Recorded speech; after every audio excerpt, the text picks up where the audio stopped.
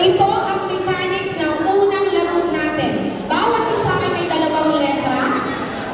Bubuuin nyo ang hinihingi na sasabihin ko. Meaning, I'm going to define a word.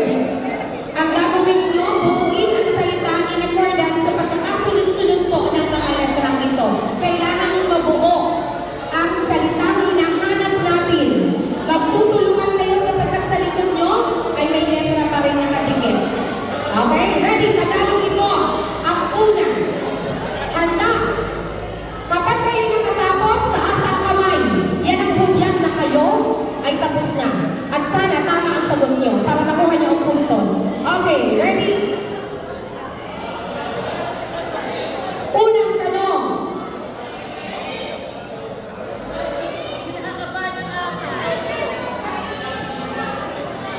Ang hinihiling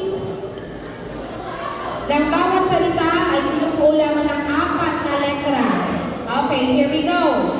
Makinig po kayo para kayo din ay maki-engage sa amin. 4, 5, 6. Ang kasunod ay ano? Taas ang kamay pag tapos na.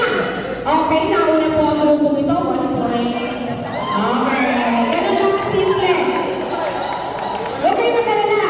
Nakuha niyo ang tamang sagot. Tamang lang kayo. So, walang puntos. Ito, 1 point. Okay. Next. Ang panalawa. Wala ba music? Para rin kami ano? Okay. Nagkukusot, nagkukulang, tayo at nagsasampay. Pagkatapos, what?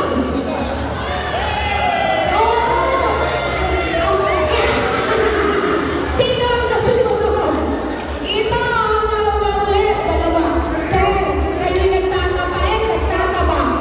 Ano ba nagtataba? Okay, next. Number 3. Nakadalawang puntos na to.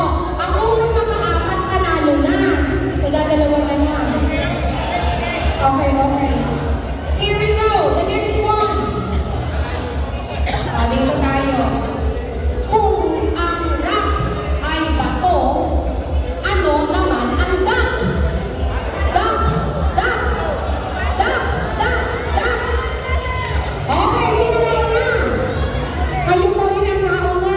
3 points na yun. Ano ba naman kayo naman? Oh. Ha? Una kayo? Are ang judge?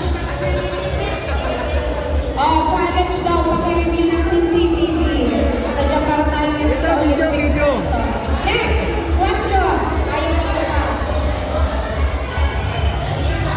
Okay, here. Last na to, para sa inyo. Okay? Sa lakas ng alon, may bangkang natagpuan na nakataob. May kwento pa. Pero ang tanong, ano